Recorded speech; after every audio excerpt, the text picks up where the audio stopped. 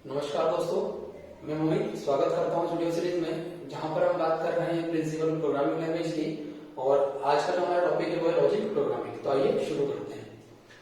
तो देखो, नाम से आपको समझ में आ रहा है logic programming. It means for programming with logics, मतलब हमको इस तरीके की प्रोग्रामिंग करना है जहाँ पर हमारे लॉजिक्स जो है वो यूज हो। और इस तरीके की प्रोग्रामिंग के लिए हम यूज करते हैं क्या, प्रोलॉग का।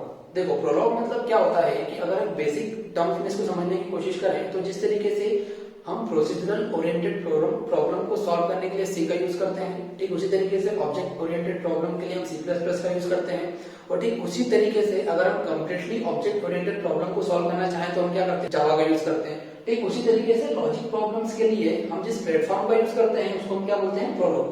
तो प्रोलॉग क्या है, एक प्रोग्रामिंग लैंग्वेज को यूज करने के लिए क्या हम बोल सकते हैं कि एक प्लेटफॉर्म है। किस तरीके की प्रोग्रामिंग लैंग्वेज के लिए, लॉजिक प्रोग्रामिंग के लिए। प्रोलॉग जो है वो दो वर्ड से मिलकर बना होता है, एक होता है प्रोग्रामिंग का प्रो प्लस एक होता है लॉजिक का लॉग, इसलिए हम इसको क्या बोलते हैं, प्रोलॉग। देखो कितने अच्छे से बनाया गया है कि programming it means programming with logics, और प्रोग्रामिंग विद लॉजिक में प्रोलॉग को हमने डिवाइड किया प्रो प्लस लॉग में। और प्रो मतलब होता है प्रोग्रामिंग, लॉजिक मतलब होता है लॉग, और इसलिए हम इसको क्या बोलते हैं, प्रोग्रामिंग विद लॉजिक्स। तो अब अगर इसको और अच्छे ढंग में समझने की कोशिश करें तो आप ये देखो कि जिस तरीके से सी को रन करने के लिए एक प्लेटफॉर्म की जरूरत पड़ती है, एक अलग कंपाइलर की जरूरत पड़ती है, ठीक उसी तरीके से सी प्लस प्लस और जावा के लिए भी हमको क्या पड़ता है कि एक अलग प्लेटफॉर्म की जरूरत पड़ती है और एक अलग कंपाइलर की जरूरत पड़ती है। ठीक उसी तरीके से आप यहाँ पर देखेंगे कि जब हम प्रोलॉग की बात करते हैं तो यहाँ जिस प्लेटफॉर्म की हमको जरूरत पड़ती है उसको हम बोलते हैं क्या, एसडब्ल्यूआई प्रोलॉग। तो क्या ये जीयूआई एप्लीकेशन है जिसको आप डाउनलोड कर सकते हो, और प्रोलॉग के जो प्रोग्राम्स है उसको आप क्या कर सकते हो, रन कर सकते हो बाय यूजिंग एसडब्ल्यूआई प्रोलॉग। तो अगर आप आज इसको डाउनलोड करना चाहते हैं तो आप swprolog.org पर जाकर इसका जो स्टेबल वर्जन है, जो अभी लेटेस्ट वर्जन है इसका, वो 8.0.3 है, इस वर्जन को आप डाउनलोड कर सकते हैं और इजीली आप प्रोलॉग की जो प्रोग्रामिंग है वहां पर कर सकते हैं। अब देखो, एसडब्ल्यूआई प्रोलॉग की अगर हम हिस्ट्री पर आते हैं तो एसडब्ल्यूआई प्रोलॉग जो है उसको 1987 में डेवलप किया था, किसने, जेन विलियमिकस ने। तो जेन विलियमिकस जो एक एम्प्लॉय थे, जो किसी ग्रुप के एम्प्लॉय थे, और उस ग्रुप के अंदर एक एसडब्ल्यूआई प्रोलॉग नाम की एप्लीकेशन या जीयूआई एप्लीकेशन को डेवलप किया गया था। और इस एप्लीकेशन को डेवलप कहां पर किया गया था, यूनिवर्सिटी ऑफ एम्स्टर्डम के अंदर। तो यूनिवर्सिटी ऑफ एम्स्टर्डम के अंदर इस तरीके की एप्लीकेशन को डेवलप किया गया था, और इसका नाम आजकल क्या कर दिया गया है, चेंज कर दिया गया है। इसका नाम आजकल चेंज करके क्या कर दिया गया है, HCS, ह्यूमन कंप्यूटर स्टडी। अब देखो, अगर इसकी आगे की हम बात करें तो अगर आप एसडब्ल्यूआई प्रोलॉग को रन करना चाहते हैं या फिर आप इसको इंस्टॉल करना चाहते हैं तो इसके लिए कुछ प्री कंडीशंस ये रहती है कि यहाँ पर अगर आप इसको रन करना चाहते हैं, इंस्टॉल करना चाहते हैं, तो आपका सिस्टम या तो लाइनेक्स हो सकता है, या फिर यूनिक्स हो सकता है, या विंडो हो सकता है, या तो फिर क्या हो सकता है, मैकिन्टोश हो सकता है। तो इस तरीके की अगर प्लेटफॉर्म है आपके पास में तो आप इसको इजीली डाउनलोड कर सकते हो, और अगर नहीं है तो इसके लिए कुछ प्री कंडीशंस है, वो आपको पहले सेटिस्फाइड करना पड़ेगी, उसके बाद में आप एसडब्ल्यूआई प्रोलॉग को डाउनलोड कर सकते हैं। सर, एसडब्ल्यूआई प्रोलॉग का यूज कहां पर हो सकता है, तो देखो अगर मैं आपको इसके यूज की बात बताऊं तो एसडब्ल्यूआई प्रोलॉग का हम ज्यादा से ज्यादा यूज करते हैं कहीं ना कहीं स्टडी के अंदर, या हम एजुकेशन की बात करें वहां पर हम इसका यूज करते हैं, या तो फिर हम इसका यूज करते हैं जहां पर हम कुछ कमर्शियल एप्लीकेशंस की बात करते हैं, या तो फिर इसका अगर हम बात करें यहाँ पर हम रिसर्च की फील्ड की बात करें वहां पर भी इसका हम यूज करते हैं। मतलब कि इसका जो यूज है वो बहुत सी जगह पर होता है, बट अभी हमको पता नहीं है कि हम एग्जैक्टली एसडब्ल्यूआई प्रोलॉग का यूज वहां पर करते हैं। तो अगर हम ज्यादा से ज्यादा इसका यूज देखें तो रिसर्च फील्ड में कर सकते हो, एजुकेशन के अंदर कमर्शियल एप्लीकेशन, इस तरीके की कुछ एप्लीकेशन है जहां पर हम जीयूआई का यूज करते हैं। कौन से जीयूआई का, एसडब्ल्यूआई प्रोलॉग का। देखो सर, हम क्यों प्रोलॉग पढ़ रहे हैं, तो सबसे पहली बात तो ये कि हम प्रोलॉग इसलिए पढ़ रहे हैं क्योंकि कुछ न कुछ हर एक प्रोग्रामिंग लैंग्वेज के अंदर डिसएडवांटेजेस रहते हैं जिसको हमको ओवरकम करना पड़ता है, और उस ओवरकम के लिए हम क्या करते हैं, नेक्स्ट प्रोग्रामिंग लैंग्वेज को इन्वेंट करते हैं। ठीक उसी तरीके से यहाँ पर भी लॉजिक प्रोग्रामिंग जो है वो कंप्लीटली एक artificial intelligence based programming language है, जिसका जो यूज होता है वो सबसे ज्यादा आर्टिफिशियल इंटेलिजेंस के अंदर होता है।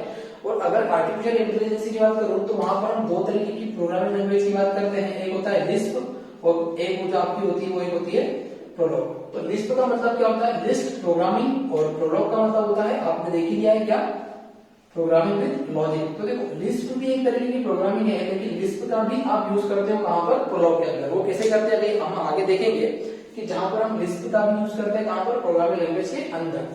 तो हम किसकी बात कर रहे हैं, आर्टिफिशियल इंटेलिजेंस से बेस्ट प्रोग्रामिंग लैंग्वेज की बात कर रहे हैं, और इसलिए हम किसकी बात कर रहे हैं, प्रोलॉग की। सही, क्यों बेस्ट है दूसरी प्रोग्रामिंग लैंग्वेज से? तो देखो यहाँ पर मैंने कुछ प्रॉपर्टीज लिखी हुई है या फिर इसके कुछ एडवांटेजेस लिखे हुए हैं जिसके लिए हम प्रीफर करते हैं किसको, प्रोलॉग को। तो वन बाय वन बात करते हैं कि अगर फर्स्ट वाले की बात करूं तो फर्स्ट क्या बोल रहा है कि इजी टू बिल्ड डेटाबेस। देखो इस बात इसकी पहले भी हम बात कर चुके हैं कि जब हम प्रोलॉग की बात करते हैं या फिर आर्टिफिशियल इंटेलिजेंस की बात करते हैं तो यहाँ पर हम बात करते हैं नॉलेज बेस की। किसकी बात करते हैं हम, नॉलेज बेस की। मतलब ये एक तरीके का डेटाबेस ही होता है हमारा, जिस तरीके से अलग अलग प्रोग्रामिंग लैंग्वेज के लिए अलग अलग डेटाबेस हमारे पास में होते हैं, ठीक उसी तरीके से हमारे पास में प्रोलॉग के लिए जो डेटाबेस होता है उसके हम किसको बोलते हैं, नॉलेज बेस को बोलते हैं। अब नॉलेज बेस क्या होता है सर, तो नॉलेज बेस जो होता है वो कंटेन करता है कुछ फैक्ट को और कुछ रूल्स को। तो कुछ फैक्ट और रूल्स होते हैं, और जो फैक्ट और रूल्स है ना, अच्छी बात है कि जो फैक्ट और रूल हैं ये हर एक क्वेश्चन के अकॉर्डिंग, हर एक क्वेरी के अकॉर्डिंग क्या होते रहते हैं, चेंज होते रहते हैं। और चेंज हो रहे हैं इसलिए हम इसको किस कैटेगरी में रखते हैं, लॉजिक वाली कैटेगरी के अंदर। बात समझ में आ रही है, चेंज हो रहे हैं मतलब लॉजिक्स हमारे क्या हो रहे हैं, चेंज होते रहते हैं। जिस तरीके के लॉजिक्स आते हैं उसके अकॉर्डिंग हम कुछ और सोचने लगते हैं, और इसलिए हम इसको क्या बोलते हैं, फैक्ट एंड रूल्स क्या होते हैं, चेंज होते रहते हैं। इसलिए किस कैटेगरी में रख रहे हैं, लॉजिक वाली कैटेगरी के अंदर रख रहे हैं। अब देखो जब भी हम यहाँ नॉलेज बेस की बात करते हैं ना, तो यहाँ पर हमको हर एक क्वेश्चन के लिए एक अलग नॉलेज बेस बनाना पड़ता है, ठीक है। इसलिए यहाँ पर क्या लिखा हुआ है, इजी टू बिल्ड डेटाबेस, मतलब कि हर एक क्वेश्चन के लिए हम डेटाबेस बनाएंगे तो कहीं ना कहीं थोड़ा तो इजी हमें लग रहा है, और ये एक्चुअल में इजी है। जब हम इसको करेंगे तो आपको पता चलेगा कि यहाँ पर डेटाबेस बनाना बिल्कुल बहुत ज्यादा इजी है। वो कैसे, हम आगे हम बात करेंगे। तो देखो यहाँ पर क्या है, इजी डेटाबेस हम बना रहे हैं, और अगर हम C++ या जावा की हम बात करें तो वहां पर डेटाबेस को मैनेज करना कितना डिफिकल्ट है आपको पता है, कि वहां पर हमको कितनी ज्यादा प्रोग्रामिंग लैंग्वेज इंक्लूड करना पड़ती है वहां पर डेटाबेस को वेरीफाई करने के लिए, डेटा फेच करने के लिए। तो इस तरीके की प्रॉब्लम से बचने के लिए हम किसको प्रेफर कर सकते हैं, एक तो प्रोलॉग को कर सकते हैं। दूसरी चीज जो पैटर्न मैचिंग होता है ना, वो यहाँ पर बहुत ज्यादा इजी हो जाता है। कहीं ना कहीं हमको पैटर्न मैचिंग की जरूरत पड़ती है, आप इसको रियल लाइफ से भी रिलेट कर सकते हो। जहां पर हम पैटर्न मैचिंग की बात करते हैं, क्यूआर कोड हो गया, इस तरीके की जो प्रॉब्लम्स हैं। तो देखो पैटर्न मैचिंग के लिए हम यहाँ पर जो प्रीफर करते हैं वो किसका करते हैं, रिकर्शन का। रिकर्शन के साथ साथ हम यहाँ पर बैकट्रैकिंग का भी यूज करते हैं। और इन दोनों कॉन्सेप्ट के लिए जो सबसे इंपॉर्टेंट इसका जो कॉन्सेप्ट है, यूनिफिकेशन। किसका यूज करते हैं, यूनिफिकेशन का। तो पैटर्न मैचिंग के लिए हम इसका यूज करते हैं, यूनिफिकेशन का। यूनिफिकेशन क्या होता है, आने वाले लेक्चर्स में हम देखेंगे कि यूनिफिकेशन क्या होता है।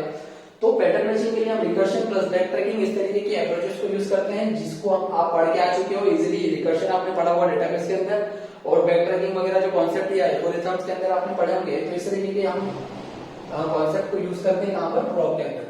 थर्ड जो है वो स्ट्रॉन्गली टाइप चेक, मतलब ये है कि आपको स्मॉल लेटर्स स्मॉल में लिखना है, कैपिटल लेटर्स कैपिटल के अंदर ही लिखना है। यहाँ पर बिल्कुल आपको ध्यान रखना है, जब आप डेटाबेस बनाओ, जब क्वेरी फायर करेंगे, जब एसडब्ल्यूआई प्रोलॉग के अंदर हम कुछ क्वेरी फायर करेंगे, वहां पर भी आपको बिल्कुल ध्यान रखना है। फोर्थ, हम यहाँ पर इसका यूज करते हैं, प्रेडिकेट का यूज करते हैं किसकी जगह पर, फंक्शंस की जगह पर। देखो प्रेडिकेट मतलब इस तरीके के एक प्रोडक्शन रूल्स, प्रेडिकेट लॉजिक्स आपने पढ़े होंगे डिस्क्रीट मैथमेटिक्स के अंदर।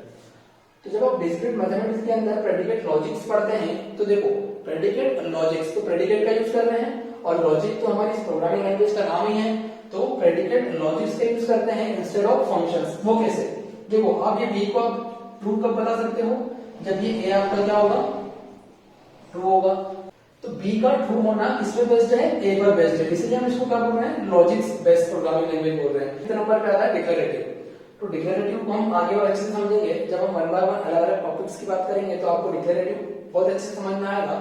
जब हम फैक्ट, रूल्स, इनके सिंटैक्स की बात करेंगे तो वहां पर आप और अच्छे से इसको रिलेट कर पाओगे। अब देखो इतना तो हमने कर दिया है। अब इसके आगे की अगर मैं बात करूं तो लॉजिक प्रोग्रामिंग के अंदर लॉजिक प्लस कंट्रोल ये दो टर्म्स भी आती है। तो लॉजिक की मैंने बात कर ली, ये क्या होता है, फैक्ट प्लस रूल्स होते हैं, जो कि क्या होते रहते हैं, चेंजेस होते रहते हैं। और दूसरा जो आता है वो होता है कंट्रोल।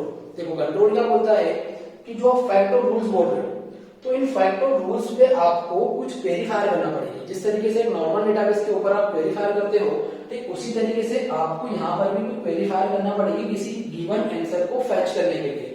जो भी आप आंसर को फेच करना चाहते हो उसके लिए आप वेरीफाई करेंगे, और वेरीफाई करने के बाद में यहाँ पर काम चालू होता है इसका इंटरप्रेटर का। ये आपको ध्यान रखना है। नॉलेज बेस के ऊपर कौन काम करता है? इंटरप्रेटर, जो क्या करता है? लाइन बाय लाइन चेकिंग करता है किसकी? फैक्ट और रूल्स की। कब कौन सा फैक्ट अप्लाई करना है, कब कौन सा रूल अप्लाई करना है, ये कंप्लीटली किस पे बेस्ड होता है? आपकी क्वेरी के ऊपर। और ये क्वेरी के कारण हम इसको क्या बोलते हैं? कंट्रोल। मतलब कि हम जो फैक्ट और रूल्स लिख रहे हैं वो हमारे गिवन आंसर के अकॉर्डिंग क्या होंगे? चेंज होंगे। और किस ऑर्डर में चेंज होंगे उसको हम क्या बोलते हैं? कंट्रोल। मतलब कि मैनेज करना या ऑर्डर्स करना किसको? फैक्ट और रूल्स को। तो देखो logic programming, logic plus control, अलग अलग टर्म्स के बारे में हमने देखा।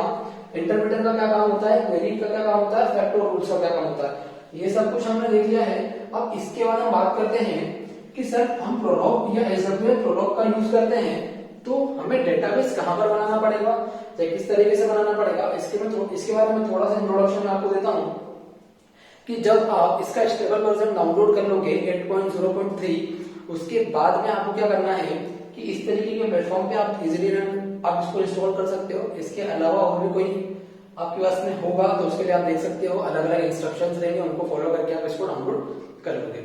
अब डाउनलोड करने के बाद में ये होगा कि एक आप डेटाबेस बनाओगे या आपको गिवन डेटाबेस दिया रहेगा तो उस गिवन डेटाबेस को आपको कहां पर लिखना है? नोटपैड फाइल के अंदर।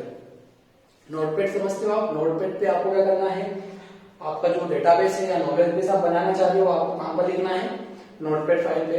इस नोटपैड पे आपको डेटाबेस लिखने के बाद में जो सबसे मेन काम है वो ये है कि इसको आपको सेव करना है .pl एक्सटेंशन से। .pl एक्सटेंशन से इसको आपको सेव करना है। PL स्टैंड फॉर, P मतलब क्या? प्रोग्रामिंग, L मतलब क्या? लॉजिक। तो आपको इसको सेव किससे करना है? जैसे अभी मैंने इस प्रोग्राम को सेव किया है फर्स्ट .pl, तो .pl से आपको सेव करना है। सेव करने के बाद में आपको SWI प्रोलॉग ओपन करना है।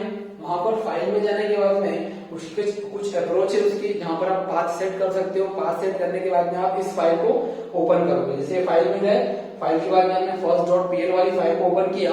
अब देखो अगर फाइल के अंदर कोई भी प्रॉब्लम होगी, मतलब ये जो नोटपैड फाइल है आपकी जहां पर आपने नॉलेज बेस बनाया है, वहां पर अगर कोई प्रॉब्लम होगी तो आपको रेड के अंदर कुछ न कुछ इंस्ट्रक्शन या फिर जो भी आपकी प्रॉब्लम है वो आपको दिख जाएगी कि क्या एरर आ गई है, वो आपको दिखेगी। और पर्टिकुलर लाइन के अंदर आपको एरर दिख जाएगी। किसके लिए दिख रही है एरर? पर्टिकुलर एरर किसके कारण दिख रही है? इंटरप्रेटर के अंदर दिख रही है।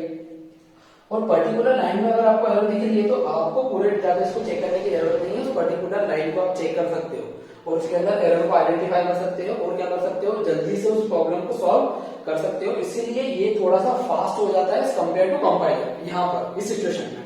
ठीक है, तो आपको क्या करना है? SWI प्रोलॉग ओपन करना है। अगर कोई एरर लगी तो उसको आपको सॉल्व कर लेना है। और अगर कोई एरर नहीं हुई तो आपको क्वेश्चन मार्क पर एक जो सिंगल डैश होता है इस तरीके का साइन वहां पर आपको देखने को मिलेगा। और जैसे इस तरीके का साइन आपको देखने को मिला, आप यहाँ पर क्या करोगे? वेरीफाई करोगे और जो क्वेरी है वो अपना आंसर फेच करेगी कहां से? आपकी जो भी नोटपैड फाइल होगी जहां पर आपने नॉलेज बेस बनाया हो वहां से। तो इस तरीके से आप क्या कर सकते हो? प्रोलॉग प्रोग्रामिंग को कर सकते हो। तो ये तो हमने देखा कि बेसिक इंट्रोडक्शन क्या होता है प्रोलॉग का। इसके बाद हम देखेंगे वन बाय वन हम किस तरीके से सिंटैक्स सीखेंगे। इसीलिए हम सबसे पहले फैक्ट और रूल्स पढ़ने वाले हैं। फैक्ट और रूल्स के बाद में हम देखने वाले हैं क्या? यूनिफिकेशन। और यूनिफिकेशन के बाद में हम देखेंगे लिस्ट। तो इस तरह के कुछ कॉन्सेप्ट हैं जिसको हम सीखेंगे कहां में? प्रोग्रामिंग विद लॉजिक के अंदर, या फिर हम बोल सकते हैं प्रोलॉग के अंदर। ठीक है, धन्यवाद।